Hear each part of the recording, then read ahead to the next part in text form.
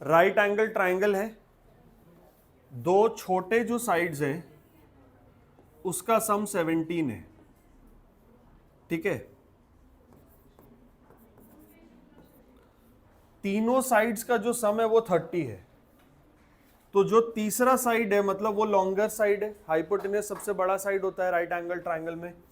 तो जो हाइपोटेनस है वो पेरीमीटर माइनस 17 यानी कि 13 होगा। उसके बाद हम किसी भी एक साइड को x ले लें, दूसरा साइड मेरा 17 माइनस एक्स आ गया। देखो ये दोनों का सम 17 है, तो एक x एक 17 माइनस एक्स हो गया। उसके बाद टोटल 30 था, तो ये तीसरा साइड निकल गया। और हमें कैसे पता चला कि हाइपोटेनस ही 13 है, कोई दूसरा साइड 13 नहीं है? क्योंकि क्वेश्चन में लिखा है sum of two smaller sides of a right angle triangle is 17। तो मतलब दोनों छोटे वाले यानी कि परपेंडिकुलर और बेस जो है उसका सम 17 है। तो मतलब अब पता लग गया कि जो तीसरा साइड है वही हाइपोटेनस है। तो अब क्या करना है, अब इसमें पाइथागोरस थ्योरम लगा देना है। तो AC square is equal to BC square plus AB square, यानी कि 13 square is equal to 7 minus x square plus x square.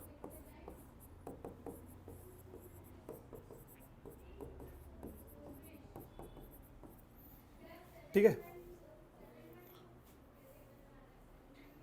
ठीक है। अब इसको सॉल्व कर देंगे हम। तो ये क्या बन जाएगा,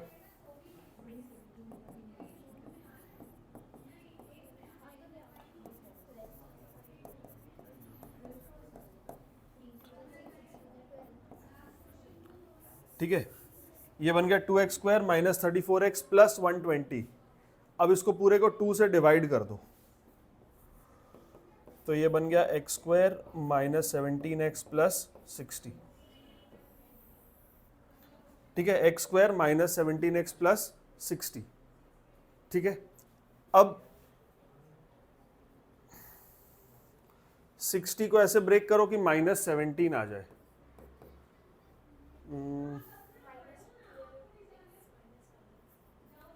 20 और 3 में कर सकते हैं, माइनस 17 आएगा, लेकिन मल्टीप्लाई करके फिर माइनस 60 आ जाएगा।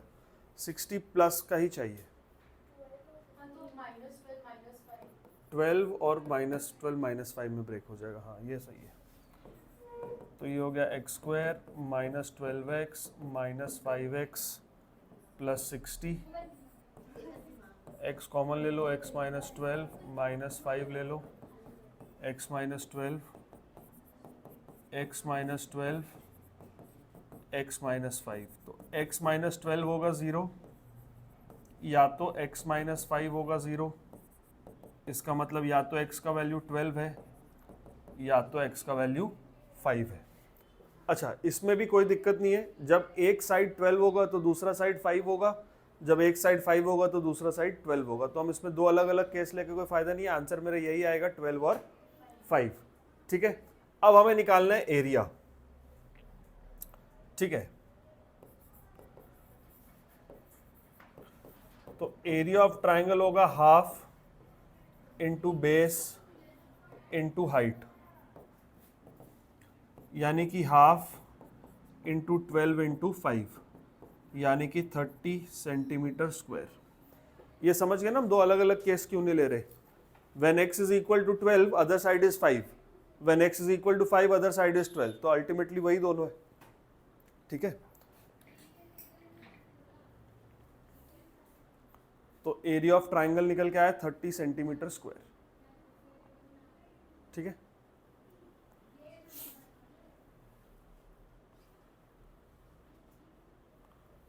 ठीक है, नेक्स्ट होगा।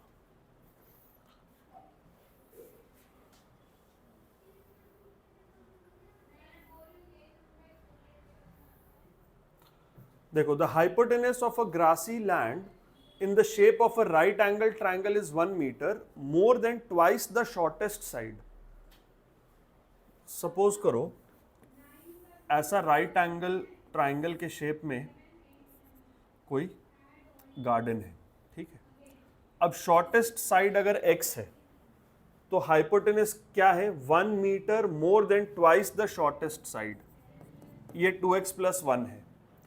Third side is 7 metres more than the shortest side, third side क्या है, x प्लस 7 है। ठीक है, तो इस पे स्टेटमेंट क्या लिखेंगे सबसे पहले, let the shortest side be x metre, hypotenuse क्या हो जाएगा 2x + 1 मीटर, और अदर साइड क्या हो जाएगा, या थर्ड साइड लिख दो उसको,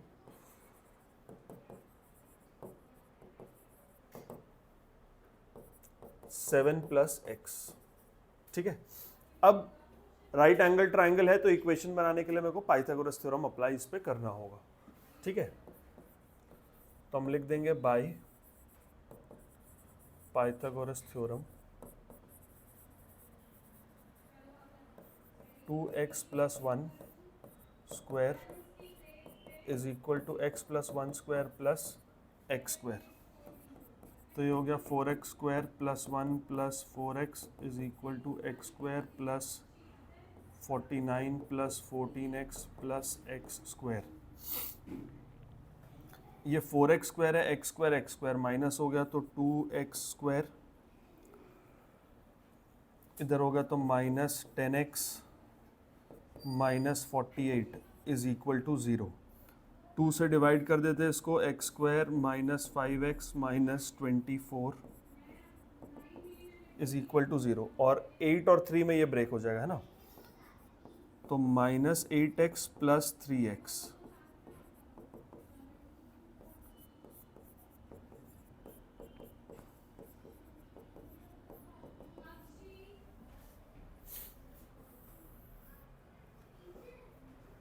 ठीक है, ठीक है, तो x - 8 x + 3, अगर x - 8 0 होगा तो x होगा 8, अगर x + 3 0 होगा तो x होगा -3। अब देखो यहाँ पे कौन सा वैल्यू एक्सेप्टेबल है, कौन सा नॉट एक्सेप्टेबल है, -3, क्योंकि एक ट्राइंगल का साइड है तो वो तो हो नहीं सकता, है ना, since side length can not be negative, वहां पे रीजन लिख देंगे, since side length can not be negative x is equal to 8। हमें क्या बताना है, फाइंड द साइड्स। तो पहला साइड हो गया x इक्वल टू 8, फिर x + 7 यानी कि 15, और 2x + 1 यानी कि 17 मीटर्स, यूनिट लिख देंगे। ठीक है, देखो, Mohini wishes to fit 3 rods together in the shape of a right angle triangle। ठीक है, 3 ऐसे रॉड्स है जिनको हमें राइट एंगल ट्राइंगल के फॉर्म में अरेंज करना है। If the hypotenuse is 2 centimetre longer than the base and 4 centimetre longer than the shortest side. अब देखो, मान लो कि शॉर्टेस्ट साइड है x, ठीक है, 3 मान लो ऐसे उसके पास साइड लेंथ्स हैं, उसको ऐसे अरेंज करना है कि राइट एंगल ट्राइंगल बन जाए। जैसे मेरे पास ये 3 है मान लो, तो अगर हम ऐसे अरेंज करेंगे तो राइट एंगल ट्राइंगल बन जाएगा ना, उसको इस तरह से अरेंज करना है। ठीक है, और साइड लेंथ वैसे ही है कि राइट एंगल ट्राइंगल बनेगा। ठीक है, hypotenuse is 2 centimetre longer than the base. Hypotenuse को कंपेयर किया गया बेस के साथ, और हाइपोटेनस को कंपेयर किया गया शॉर्टेस्ट साइड के साथ। अब एक चीज देखो, हाइपोटेनस जो है ये बेस से बड़ा है, कितना बड़ा है, 2 सेंटीमीटर, और जो हाइपोटेनस है वो शॉर्टेस्ट साइड से 4 सेंटीमीटर बड़ा है। ठीक है, अब ये जो है इसको अगर हम x + 4 बोल देते हैं, ये शॉर्टेस्ट साइड, हाइपोटेनस जो है वो शॉर्टेस्ट साइड से 4 सेंटीमीटर बड़ा है, और दूसरे बेस जो है अच्छा बेस अगर हम इसको ले तो फिर शॉर्टेस्ट साइड ये ले लो, ऐसा कर दो, ठीक है, शॉर्टेस्ट साइड ऐसे ले लो क्योंकि वो बेस बोला ना। तो बेस जो है फिर इससे 2 सेंटीमीटर छोटा होगा, ये x+2 होगा। अब इसको रिलेट करो, देखो हाइपोटेनस जो है वो शॉर्टेस्ट साइड से 4 सेंटीमीटर बड़ा है, ठीक है, और जो बेस है उससे 2 सेंटीमीटर बड़ा है, मतलब बेस जो है हाइपोटेनस से 2 सेंटीमीटर छोटा है, ठीक है।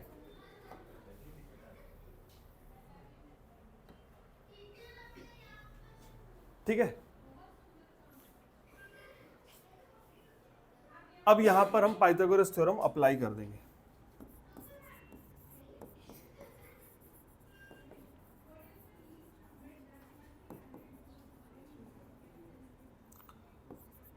जो लॉन्गेस्ट साइड है वो हाइपोटेनस, उसका square is equal to x+2 square plus x square.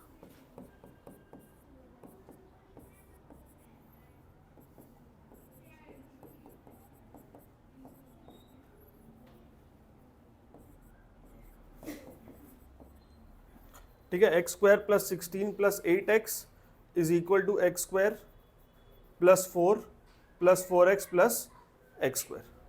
ठीक है, इसको सॉल्व करो, बन गया, सॉल्व हो गया। क्या क्या फैक्टर है? हाँ, -2 तो -2 तो नहीं होगा, साइड का लेंथ है ये भी, तो 6 ही होगा। ठीक है, एक एक्स स्क्वायर यहाँ से कट गया, तो यहाँ से आ गया एक्स स्क्वायर -4x -12, ये आया, यही आया था ना।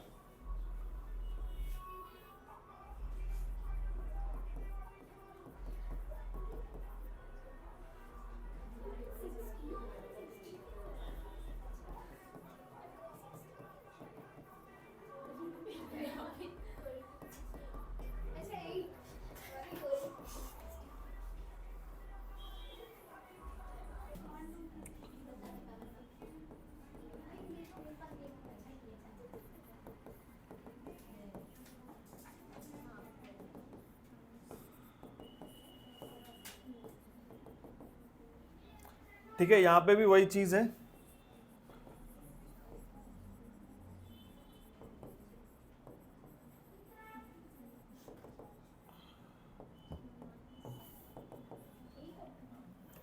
ठीक है। x is equal to 6, unit क्या था? Centimetre. x+4 10 centimetre, x+2 8 centimetre. ठीक है, ठीक है, चलो नेक्स्ट वाला।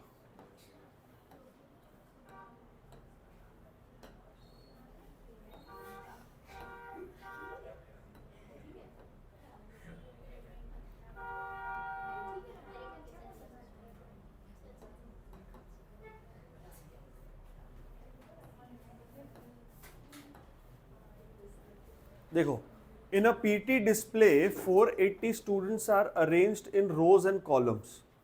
कभी भी ऐसा अरेंजमेंट हो कि number of rows number of columns अगर सेम है तो total number of students perfect square होगा। अगर बोला जाए कि ऑडिटोरियम में ऐसे सीट्स लगे हैं, इतने नंबर ऑफ सीट्स हैं कि जितने नंबर ऑफ कॉलम्स हैं हर कॉलम में उतने ही सीट्स हैं, या जितने नंबर ऑफ रोज हैं हर रो में उतने ही सीट्स हैं, तो भी एक परफेक्ट स्क्वायर अरेंजमेंट बनता है। ठीक है, तो यहाँ पे भी वही है, 480 स्टूडेंट्स को अरेंज किया गया रोज और कॉलम्स में। ठीक है, लेकिन यहां पर ऐसा नहीं कह रहा है कि नंबर ऑफ रोज और नंबर ऑफ कॉलम्स इक्वल है, यहां पे कुछ और कह रहा है, if there are 4 more students in each row than the number of rows the number of students in find the number. अच्छा देखो देखो देखो, समझ गए, एक चीज समझो, number of students in each row multiplied by number of rows is total students।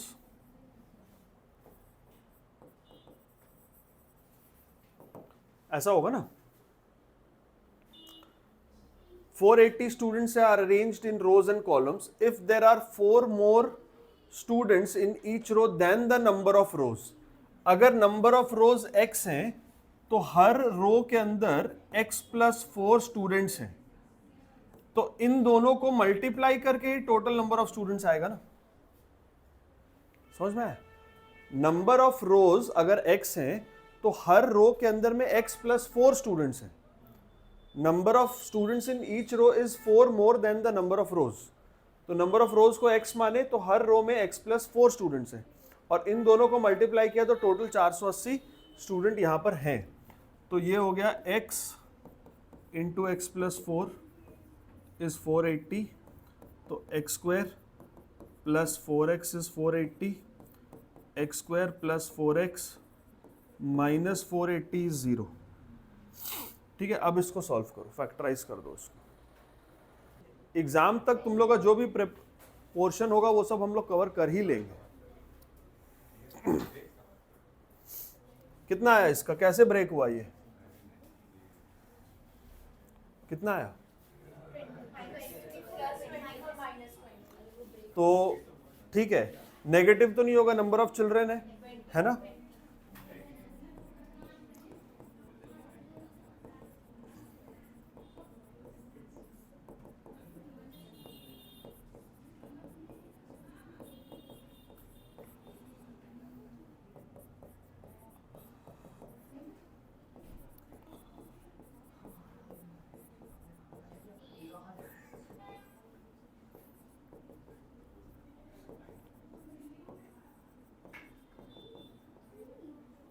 ठीक है, x इज -24 और x इज 20। ठीक है, number of students can not be negative,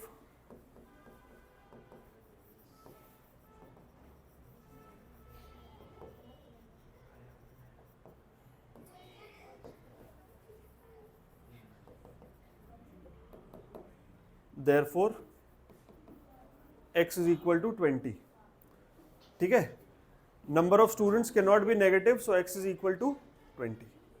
ठीक है, अब इसमें हमें क्या निकालना था, हर रो में कितने बच्चे हैं। ठीक है, निकालना क्या था, number of students in each row कितना है, number of students in each row कितना है, 20 + 4 24। ठीक है, तो एक चीज और ध्यान रखना, हमेशा x का वैल्यू ही आंसर नहीं होता। तो फाइनल स्टेटमेंट पढ़ लेना क्या निकालना है। तो यहाँ पे फाइनल स्टेटमेंट है, find the number of students in each row, हम लोग x+4 माने उसको, तो यहाँ पर x+4 24 होगा। ठीक है,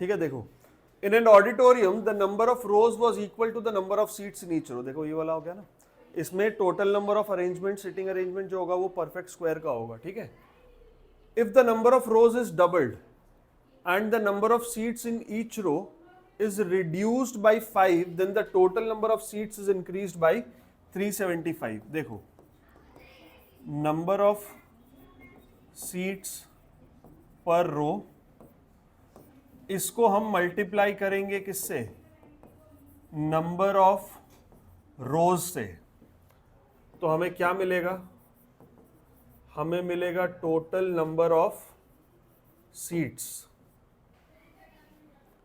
ठीक है, नंबर ऑफ सीट्स पर row multiplied by total number of rows will give total number of seats.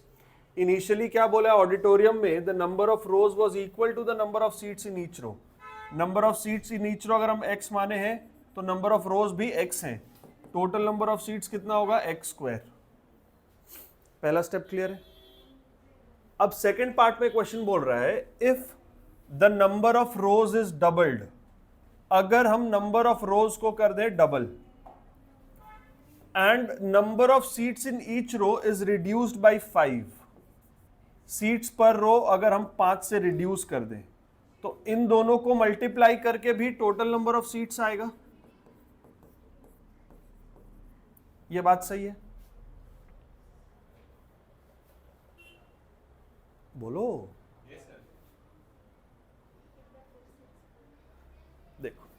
Question में बोला कि एक ऑडिटोरियम है जिसमें जितने नंबर ऑफ रोज हैं हर रो में उतना ही सीट है। मान लो अगर 10 रोज हैं तो हर रो में 10-10 सीट है, अगर 15 रोज है तो हर रो में 15-15 सीट है, अगर 20 रो है तो हर रो में 20-20 सीट है, ऐसा है। तो हमने माना कि x नंबर ऑफ रोज है और हर रो में x सीट है, तो टोटल नंबर ऑफ सीट क्या है, number of rose into number of seats पर रो, यानी कि x स्क्वायर। पहला पार्ट क्लियर। उसके बाद क्वेश्चन क्या कह रहा है कि if the number of rows is doubled, अगर नंबर ऑफ रोज को हम डबल कर दें और सीट्स पर रो को 5 से घटा दें, तो नंबर ऑफ रोज x से हो गया 2x और सीट्स पर रो हो गया x से घट के x माइनस 5। तो टोटल नंबर ऑफ सीट्स तो इन दोनों को मल्टीप्लाई करके ही आएगा, इन दोनों को मल्टीप्लाई किए टोटल नंबर ऑफ सीट्स आ गया। लेकिन क्वेश्चन क्या बोल रहा है, सिटिंग अरेंजमेंट चेंज करने से number of seats is increased by 375।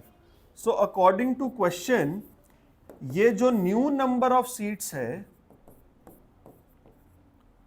ये जो न्यू नंबर ऑफ सीट्स है ये पुराने नंबर ऑफ सीट से 375 एक्स्ट्रा है। समझ में आया? ठीक है, चलो अब इसको सॉल्व करो। ये क्या बन जाएगा, 2x स्क्वायर माइनस 10x है ना, 2x स्क्वायर माइनस 10x, और ये x स्क्वायर को इधर ले आओ माइनस x स्क्वायर, ये 375 को इधर ले आओ माइनस 375, तो ये हो गया x square minus 10x minus 375 is equal to 0। ठीक है, अब 375 को ऐसे ब्रेक करते हैं हम लोग,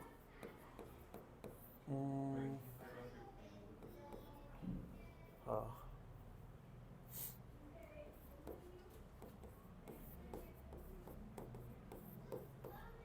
25 और 15 से ही आएगा ये, तो एक्स स्क्वायर माइनस 25x है ना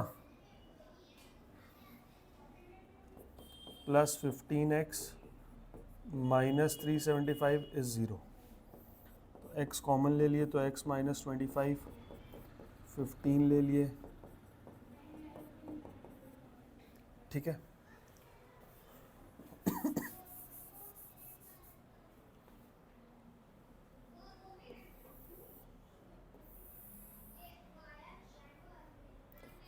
तो x minus 25 x plus 15 is 0, तो x माइनस 25 होगा 0 और x प्लस 15 होगा 0, तो x होगा 25 और x होगा माइनस 15।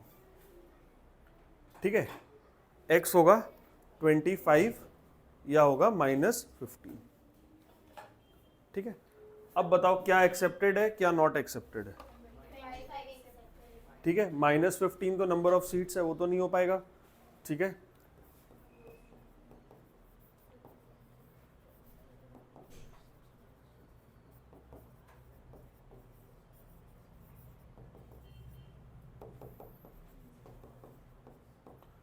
ठीक है, how many rows were there. ठीक है, तो नंबर ऑफ सीट्स या नंबर ऑफ रोज इनिशियली जो ही बोल लो, तो x इज इक्वल टू 25। ठीक है, नंबर ऑफ रोज 25 है यहाँ पे।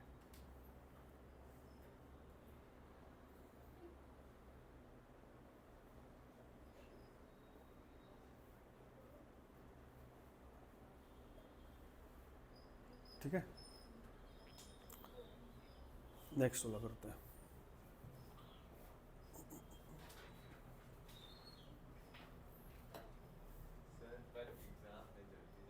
कल संडे है तो कल जल्दी छुट्टी दे देंगे।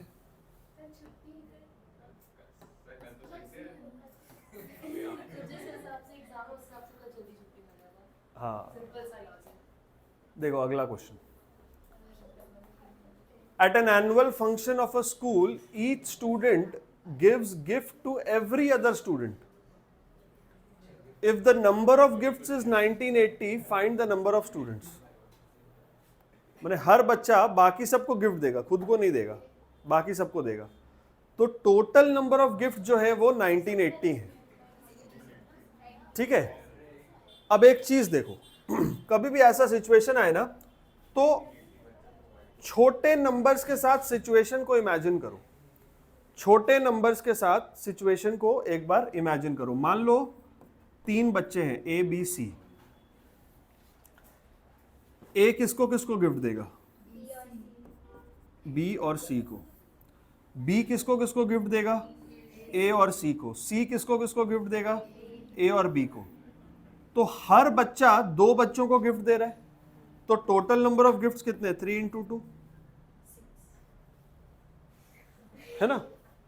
अब अगर x नंबर ऑफ स्टूडेंट्स हो, अगर x नंबर ऑफ स्टूडेंट्स हो, तो हर बच्चा x माइनस 1 गिफ्ट देगा। 3 बच्चे थे तो हर एक को 2 गिफ्ट देना पड़ा ना, खुद को छोड़ के। अगर x बच्चे हैं तो हर एक को x माइनस 1 गिफ्ट देना पड़ेगा। अगर x बच्चे हैं तो हर एक बच्चे को x माइनस 1 गिफ्ट देना पड़ेगा। टोटल नंबर ऑफ गिफ्ट्स क्या होगा? इसका प्रोडक्ट ये है 1980। ठीक है, अब इसको सॉल्व करो।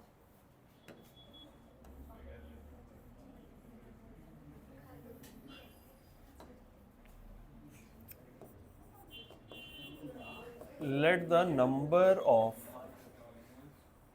students be x. Every student gives a gift to x minus 1 students. Therefore, total number of gifts is x into x minus 1. So according to the question, x into x minus 1 is 1980. So x square minus x minus 1980 is 0.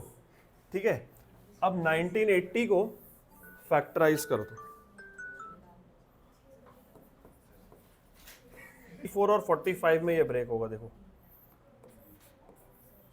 44 और 45। ठीक है, तो x square minus 45x plus 44x minus 1980 is 0।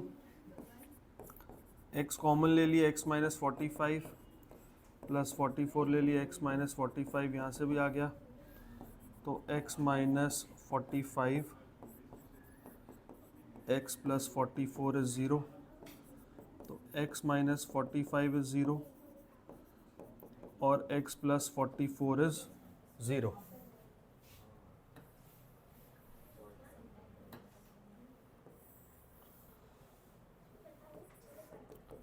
x is equal to 45 और x is equal to minus 44। तो हम लिखेंगे number of students can not be negative,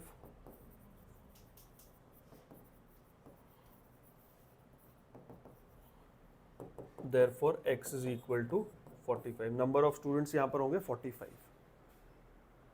ठीक है ना।